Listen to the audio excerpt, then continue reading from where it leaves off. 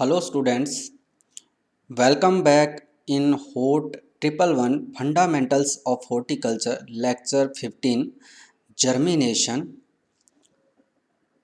Germination is the initiation या initiated from seeds. बीज से इनिशिएट होना जर्मिनेशन कहलाता है या अंकुरन कहलाता है। मतलब बीज का इनिशिएट होना, स्टार्ट होना जर्मिनेशन कहलाता है। The seed is a ripened ovule. जो बीज होता है वो एक बीजांड होता है, पका हुआ बीजांड होता है। It consist of an embryo, जिसके अंदर एक एम्ब्रियो या भ्रूण, द स्टोरेज फूड मटेरियल, जो एम्ब्रियो को न्यूट्रिशन देने के लिए जो उसमें स्टोर्ड मटेरियल होता है, फूड होता है, भोजन होता है वो, और प्रोटेक्टिव कवरिंग।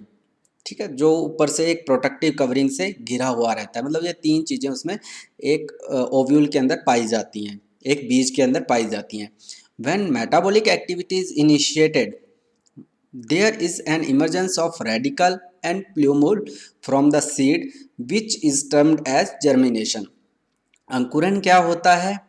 जब मेटाबॉलिक एक्टिविटीज़, ठीक है, जब मेटाबॉलिक एक्टिविटीज़ जैसे रेस्पायरेशन, उसमें एटीपी का निर्माण या प्रोटीन सिंथेसाइज स्टार्ट हो जाता है, तो उससे क्या होता है कि एक रेडिकल और प्लूमूल निकलता है।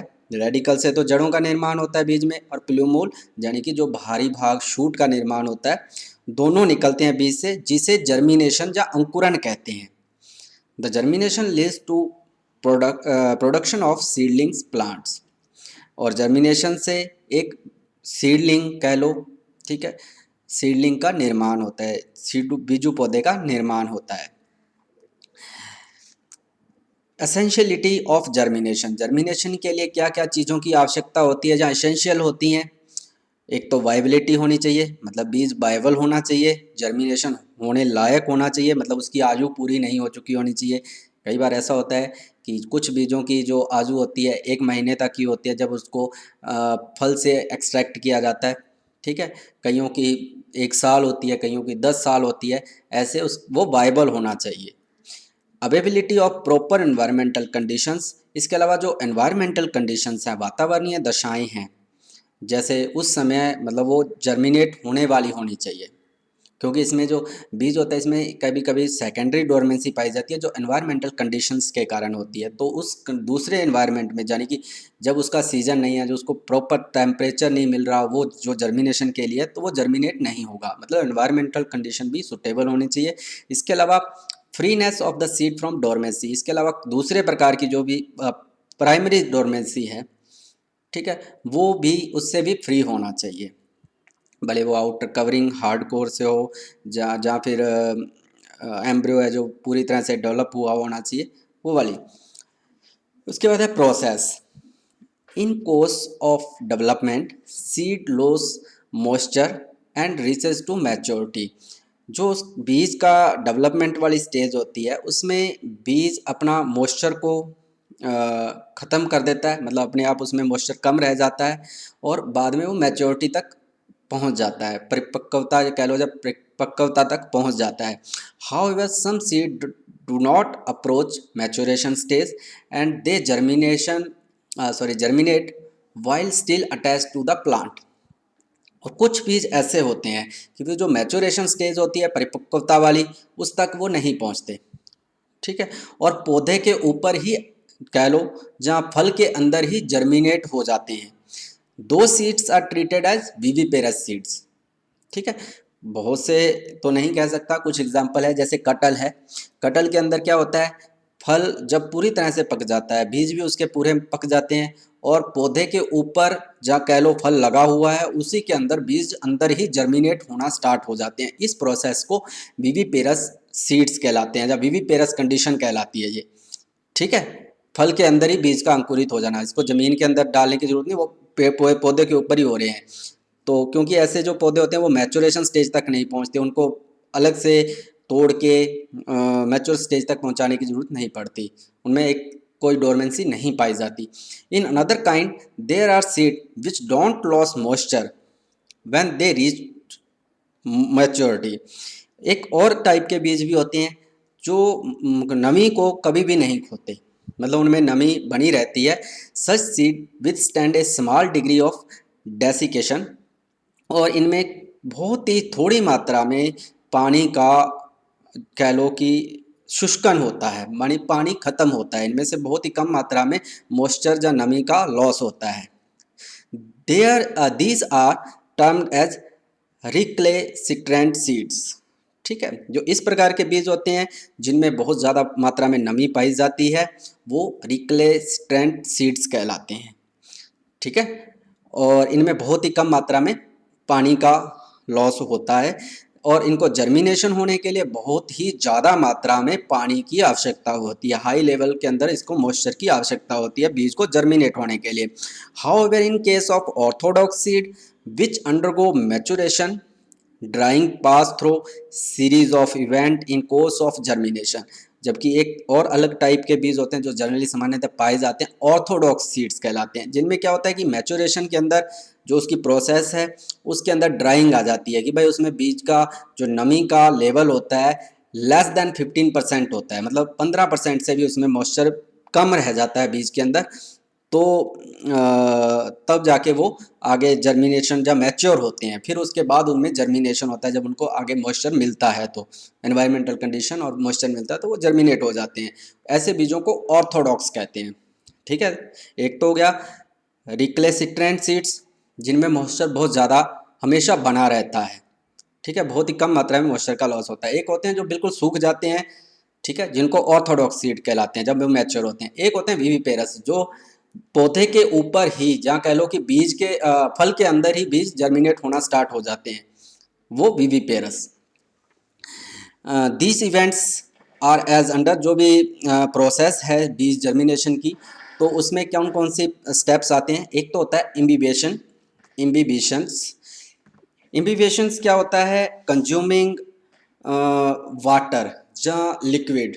ठीक है, इस प्रोसेस के अंदर जो बीज होता है वो पानी को अपटेक करता है, अपने अंदर सोखता है। It is the swelling of the seed following Uptake of water, मतलब इस प्रोसेस के अंदर बीज फूलता है पानी को अपटेक करके। Water uptake in seed take place due to water potential, और जो वाटर का अपटेक करता है वो वाटर पोटेंशियल के थ्रू।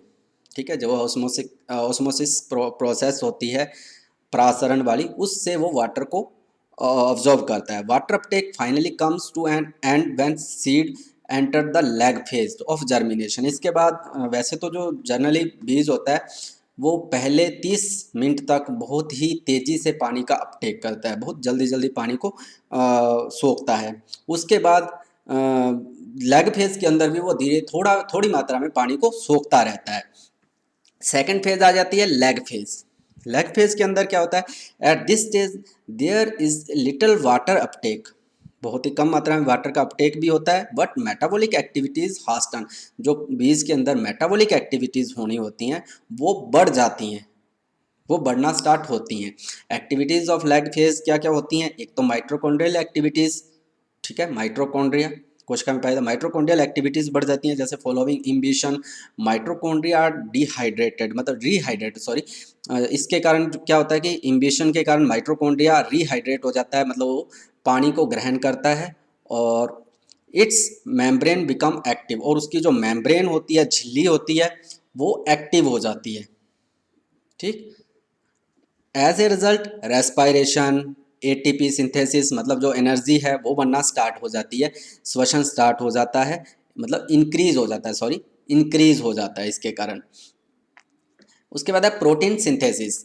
दूसरी प्रोसेस क्या होती है, प्रोटीन सिंथेसिस होने लग जाता है। एमआरएनए जो होता है एक घंटे के अंदर ही बहुत मात्रा में प्रोटीन का सिंथेसिस करता है। ठीक है, फिर मेटाबॉलिज्म ऑफ रिजर्व मटेरियल, जो रिजर्व मटेरियल मैंने पहले भी बताया था, बीज के अंदर एक एम्ब्रियो स्टोर्ड मटेरियल, इसके अलावा एक कवरिंग पाई जाती है मैंने कहा था, तो उसके अंदर जो रिजर्व पहले से रिजर्व मटेरियल है उसका मेटाबॉलिज्म होने स्टार्ट हो जाता है, मतलब वो घुलनशील अवस्था में स्टार्ट हो जाता है, मतलब वो पोषण देना स्टार्ट कर देता है और पहले वो कन्वर्ट होता है। जैसे metabolic activities, the protein is converted into amino acids, जो प्रोटीन है वो टूट जाता है अमीनो एसिड्स के अंदर। कार्बोहाइड्रेट अमाइलेज जो एंजाइम है उसके कारण ग्लूकोज और माल्टोज के अंदर कन्वर्ट हो जाती है। जो लिपिड्स होते हैं वो ग्लिसरॉल और फ्री फैटी एसिड्स के अंदर कन्वर्ट हो जाते हैं। These changes bring changes in water potential which favour radical protrusion. ठीक है, इसके अलावा बात जो इसका जो ये चेंज होते हैं, ठीक है, वाटर पोटेंशियल के अंदर चेंज होता है, पानी सोखता है, इसके कारण जो रेडिकल होता है जहाँ से जड़ का निर्माण होता है, मैंने पहले बताया था, ठीक है, जड़ का निर्माण होता है वहाँ प्रोट्रूशन स्टार्ट हो जाता है। ठीक है, प्रोट्रूशन होता है फैलाव, रेडिकल फैलना स्टार्ट हो जाता है। उसके बाद चौथी जो प्रोसेस होती है स्पेसिफिक एंजाइम प्रोडक्शन। कुछ एंजाइम उसमें बनने स्टार्ट हो जाते हैं जो स्पेशल काइंड के होते हैं, जैसे specific enzymes are produce which are responsible for cell wall loosening. ठीक है, सेल वॉल जो भी है कोशिका है उसकी लूजनिंग यानी कि उसकी कोशिका भित्ति को बढ़ाना स्टार्ट कर देते हैं, मतलब सेल वॉल जो ऊपर वाली है उसको वो बड़ा करना स्टार्ट कर देते हैं जिसके कारण एनलार्जमेंट होता है कोशिका का। It has been evidence that there is ATP activities acidification of cell wall which contribute to cell wall loosening, मतलब उसमें एसिडिफिकेशन होता है और जिसके कारण लूज हो जाती है। ठीक है, इसके अलावा फिर नेक्स्ट तीसरा स्टेप होता है, पहला आपने देखा था इम्बिबिशन, सेकंड था लैग फेज, थर्ड है radical protrusion. Radical protrusion it is evidence of germination, जो एविडेंस होता है जर्मिनेशन का, ये कह लो कि प्रमाण है कि जर्मिनेशन स्टार्ट हो गया है। ठीक है, इसमें होता क्या है, it take place as a result of cell enlargement. जो पीछे मैंने कहा था कि उसमें सेल एनलार्ज होने लग जाती है, सेल वॉल लूज होने लग जाती है, उसके कारण प्रोट्रूशंस, रेडिकल प्रोट्रूशंस का यही प्रमाण है कि भाई वो दिखाई देने लग जाता है कि अब ये जर्मिनेट होगा, वो बाहर थोड़ा सा रेडिकल जो होता है उभर आता है। The process of protrusion occur due to, एक तो negative osmotic potential due to metabolism of storage reserves. Negative जो ऑस्मोटिक होता है मतलब जैसे ही उसने प्रासरण किया, मतलब प्रासरण से कह लो कि पानी अंदर आया, सोखा उसकी झिल्ली के थ्रू बीज ने, जिसके कारण अंदर वाला बीज फूल गया, स्वेलन हो गया, फूल गया, उसके कारण उसमें जो नेगेटिव प्रेशर पड़ा बाहर की साइड बाल के ऊपर, उसके कारण एक तो रेडिकल प्रोट्रूशन हुआ। दूसरा flexibility of cell wall in the radical, जो सेल वॉल है उसकी फ्लेक्सिबिलिटी के कारण भी होता है, मतलब वो थोड़ी लचीली हो जाती है। इसके अलावा expansion of cell surrounding the radicals, जो सेल है रेडिकल्स के चारों तरफ वो भी एक्सपांशन हो जाता है, वो भी बढ़ जाती है, उसके कारण रेडिकल प्रोट्रूशन होता है। एक combination of these factor is involve in protrusion of radicals, मतलब ये सारे के सारे इन्वॉल्व होते हैं। फिर है सीडलिंग इमर्जेंस, सीडलिंग का निकलना कह लो, जहाँ एक्चुअल में इमरजेंस होना, बाहर निकलना। ठीक है, उससे प्ल्यूमूल और जो रेडिकल है उसका बाहर निकलना। When root and shoot of embryo axes start elongation seedling emergence, जो रूट होती है जड़ और जो ऊपर वाली शूट होती है, ठीक है, वो एम्ब्रियो से, भ्रूण से, जो भ्रूण तना है उससे स्टार्ट हो जाती है ग्रोथ करना। ठीक है, बाहर निकलना स्टार्ट हो जाती है। The embryo consist of an axis bearing one और मोर कोटिलेडोनस, जो एम्ब्रियो होता है, अब इस पिक्चर में आपको दिखाई दे रहा होगा, ठीक है, यानी कि ये कोटिलेडोनस हैं जो ऊपर इसको कवर किए हुए, ये आपको दिखाई दे रहे हैं। ठीक है, जो बीज के अंदर दो दल पाए जाते हैं वो दल, ठीक है, कोटिलेडोनस, और ये फर्स्ट लीव्स होती हैं जो ऊपर आती हैं, और ये चीज़ हुक की तरह बाहर आ रहा है। ठीक है, तो इसमें थोड़ा आगे बताऊंगा कि होता क्या है। ठीक है, एक अलग तरीके का जर्मिनेशन को भी आगे उसने टिप टाइप दिए हैं कि भाई किस प्रकार से है, किसी किसी के अंदर तो प्ल्यूमूल और रेडिकल दोनों साथ में निकलते हैं, वो अलग अलग निकलते हैं, कईयों में क्या होता है कि एक हुक का निर्माण होता है, तो वो आगे अपने देखते हैं। तो the growing point of root is called radical, जो जड़ का निर्माण होता है नेक्स्ट पिक्चर में ज़्यादा दिखाई देगा। ठीक है, जो जड़ का निर्माण होता है जिस भाग से बीज के, वहाँ से उसे रेडिकल कहते हैं। The emergence from the base of embryo x, जो कि एम्ब्रियो एक्स का बेस होता है, आधार होता है, वहाँ से निकलता है। The growing point of shoot is called प्ल्यूमूल, और जिससे शूट का निर्माण होता है, वाजवीय भाग कह लो ऊपर वाला भाग, उससे प्ल्यूमूल कहते हैं। It emergence from upper end of embryo axis above the cotyledon, cotyledon के ऊपर वाला भाग कह लो, और एम्ब्रियो एक्सिस के ऊपर से ये निकलती है। The seedling stem is divided into two parts, जो सीडलिंग का तना होता है, यानी कि अब सीडलिंग बन गई, मान लो निकल आया, इमरजेंस हो गया, बाहर निकल आई, तो उसको दो भागों में डिवाइड किया जा सकता है, एक तो हाइपोकोटाइल और दूसरा होता है एपिकोटाइल। हाइपोकोटाइल जो कोटिलेडोनस, ठीक है, यहाँ भी दो कोटिलेडोनस, ये वाली चीज जो बीज के साथ में निकलते हैं ये कोटिलेडोनस कहलाते हैं, ठीक है, ऊपर वाला जो साथ में पत्ते निकलते हैं ये वाले मोटे मोटे दल, ठीक है, वो कोटिलेडोनस, उनके जो तने वहां से लेके जो नीचे वाला भाग होगा, जड़ तक कह लो, ठीक है, जड़ से थोड़ा सा ऊपर, यानी कि वैसे तो वाजबिया भाग होता है, उसी को कहते हैं, यानी कि यहाँ तक वो भाग हाइपोकोटाइल कहलाएगा, यहाँ से यहाँ तक का, ठीक है, हाइपोकोटाइल। और यहाँ भी देखो, ये देखो लिखा हुआ हाइपोकोटाइल, इसको भी हाइपोकोटाइल, ठीक है, जो ग्रीन कलर का तना है उसे, रूट को नहीं कहेंगे, रूट से ऊपर वाला तना, ठीक है, वो तना हाइपोकोटाइल कहलाएगा, और उसके ऊपर वाला एपिकोटाइल कहलाएगा, जो ऊपर वाला तना है कोटिलेडोनस से ऊपर का भाग, एपिकोटाइल, ठीक है, आ गया होगा समझ में। एपिकोटाइल ऊपर वाला भाग, नीचे वाला जो दल से जहाँ कोटिलेडोनस से नीचे का तना होता है वो हाइपोकोटाइल कहलाता है। सीडलिंग इमर्जेंस में be of two types, seedling का जो जर्मिनेशन होता है, जहाँ इमर्जेंस होता है, निकलती है, वो दो प्रकार से निकलती है, एक तो इपिजियस और एक हाइपोजियस, ठीक है।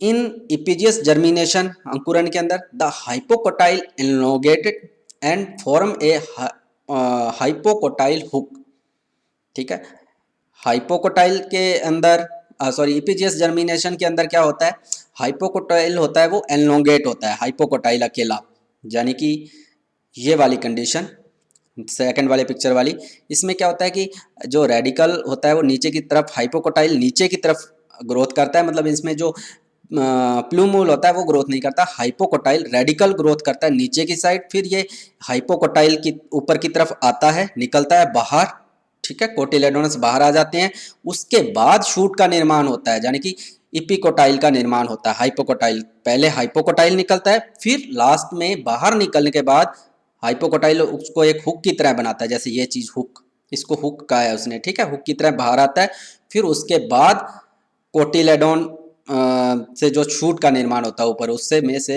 शूट निकलती है, यानी कि इपिकोटाइल निकलती है।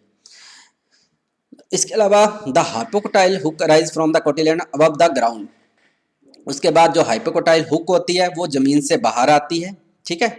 इन हाइपोजियस जर्मिनेशन, जो हाइपोजियस जर्मिनेशन होता है ये वाली कंडीशन, इसमें क्या होता है, दोनों सेम टाइम ग्रोथ करते हैं, रेडिकल और प्ल्यूमूल, रेडिकल भी ग्रोथ कर रहा होता है और प्ल्यूमूल भी ग्रोथ कर रहा होता है, और बीज के जमीन के अंदर ही रहता है, इसमें जो कोटिलेडोनस है वो बाहर नहीं आता, ठीक है।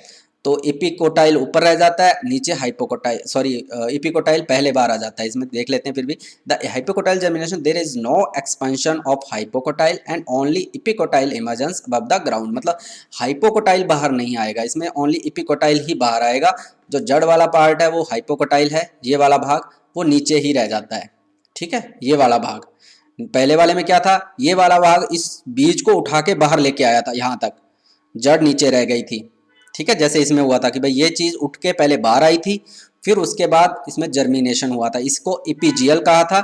और इसमें क्या है कि ये वाला भाग बाहर नहीं आता, ये कभी भी हाइपोकोटाइल वाला भाग बाहर नहीं आता, अकेला इपिजियल ही बाहर आता है, तो इसे इपिकोटाइल जहाँ सॉरी हाइपोजियस जर्मिनेशन कहते हैं, इसे हाइपोजियस जर्मिनेशन कहा जाता है। Thank you.